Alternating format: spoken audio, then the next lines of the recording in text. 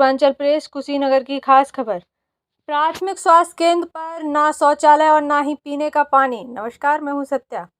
कुशीनगर खट्टा तहसील क्षेत्र के ग्राम करदह में स्वास्थ्य केंद्र ऐसी जगह पर बना है जो गांव से कुछ दूरी गड्ढे की जमीन पर बना है, जहां बारिश होने पर चारों तरफ पानी भर जाता है और मरीज तथा डॉक्टरों को पानी के रास्ते पैदल स्वास्थ्य भवन में जाना पड़ता है। स्वास्थ्य भवन में शौचालय बना है, परंतु सिर्फ दिखावा है। वह जब से बना है तब से कभी चालू नहीं हुआ। भारत सरकार द्वारा जल मिशन योजना चलाई जाती है, परंतु यहाँ मरीज तथा डॉक्टरों को पीने के लिए जल की व्यवस्था नहीं है। यह जल मिशन योजना सिर्फ कागजों में दिखाया जाता है, जमीनी हकीकत कुछ और ही है। आप देख रहे हैं कुशीनगर से शिव पूजन चौबे की खास रिपोर्ट। मैं आज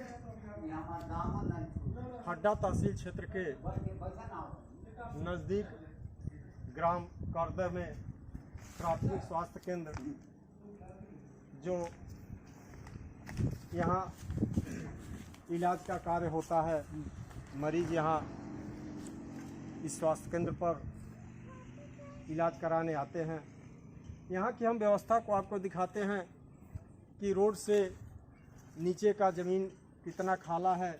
जब बारिश होती है तो यहाँ पानी का जमावड़ा हो जाता है और पानी के लगने के कारण मरीजों को इस हॉस्पिटल में आने में दिक्कतें होती हैं। जो पानी को क्रॉस करके उनको यहाँ आना पड़ता है। इस हॉस्पिटल में पेयजल की कोई व्यवस्था नहीं है। यहाँ सिर्फ पाइप लगा दिया गया है, लेकिन उसका अगर ऊपर का पोर्शन है नहीं पानी निकाला जाता है। ऐसे प्रतीत होता है जब से यह आवास जब बना है तभी यह इस आवास में काम करने के लिए इस पाइप का जो है वो गड़ाई हुआ था। उसके बाद से जो बनवाए वो पाइप का मूड़ा वगैरह सब यहाँ से गायब कर दिए। आगे हम आपको यहाँ के इस हॉस्पिटल के व्यवस्था को दिखाते हैं। यहाँ ऐसे घटिया किस्म का जो है वो सीमेंट लगाया गया है। यहाँ धीरे से मारने से जो है यह टूट जाता है और यहाँ का फर्श जो है वह सही से इसका जो है वह सेटिंग नहीं किया गया है।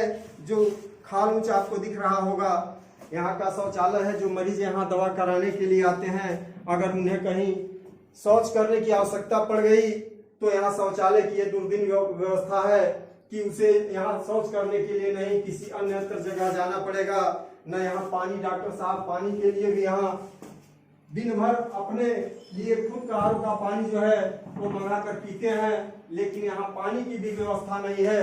वह प्रधानमंत्री जी का जो है वो जल मिशन योजना जो सिर्फ कागजी दिखावों में बोला जा रहा है, लेकिन जमीनी हकीकत पर कुछ और है।